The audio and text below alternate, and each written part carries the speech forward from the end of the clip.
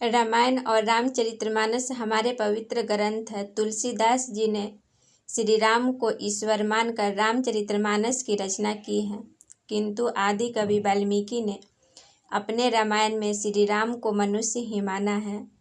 तुलसीदास जी ने रामचरितमानस को राम के राज्य अभिषेक के बाद समाप्त कर दिया है।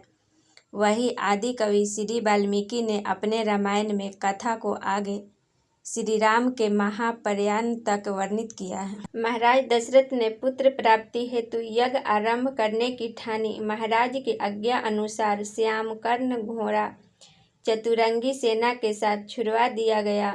महाराज दशरथ ने समस्त मनस्वी तपस्वी विद्वान ऋषि मुनियों तथा वेद विदांग प्रकांड पंडितों को यज्ञ संपन्न कराने के लिए बुलावा भेज दिया।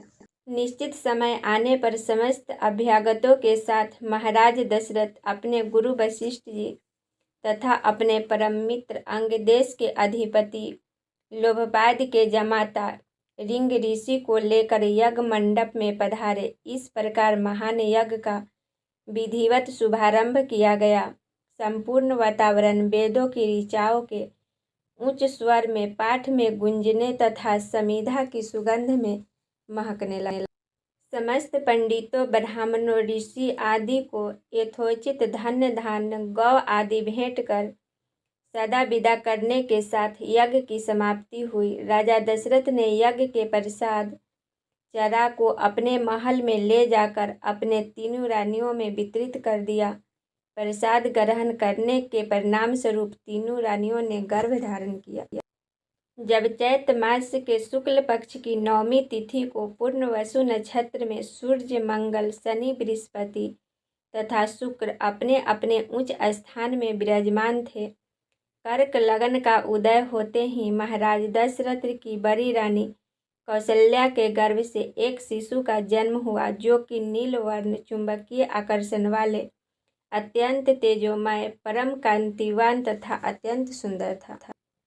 उस शिशु को देखने वाले देखते रह जाते थे। इसके बाद शुभ नक्षत्रों और शुभ घड़ी में महारानी कैकेयी ने एक तथा तीसरी रानी सुमित्रा ने 2 तेजस्वी पुत्रों का जन्म दिया। संपूर्ण राज्य में आनंद मनाया जाने लगा। महाराज के 4 पुत्रों के जन्म के उल्लास में गंधर्व गान करने लगे, अप्सराएं नृत्य करने लगी, देवता अपने विमानों में बैठकर पुष्प वर्षा करने लगे। महाराज ने उन्मुक्त हस्त के राजद्वार पर आए भाटचारण तथा आशीर्वाद देने वाले ब्राह्मणों और याचकों को दान दक्षिणा दी। पुरस्कार में प्रजाजनों को धन्य धान तथा दरबारियों को रत्न आभूषण प्रदान किए गए। 4 पुत्रों का नामकरण संस्कार महर्षि वशिष्ठ के द्वारा किया गया। उनके नाम रामचंद्र, भरत, लक्ष्मण और शत्रुघ्न रखे गए।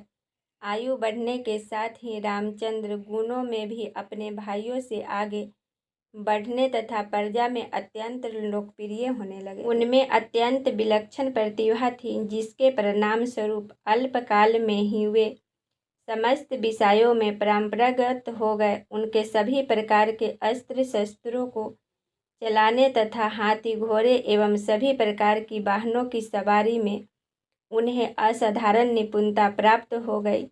वे निरंतर माता पिता और गुरुजनों की सेवा में लगे रहते। उनका अनुसरण शेष 3 भाई भी करते थे। गुरुजनों के प्रति जितनी श्रद्धा भक्ति इन 4 भाइयों में थी, उतना ही उनमें परस्पर प्रेम और सौहार्द भी था। महाराज दशरथ का हृदय अपने 4 पुत्रों को देखकर गर्व और आनंद से भर उठता था।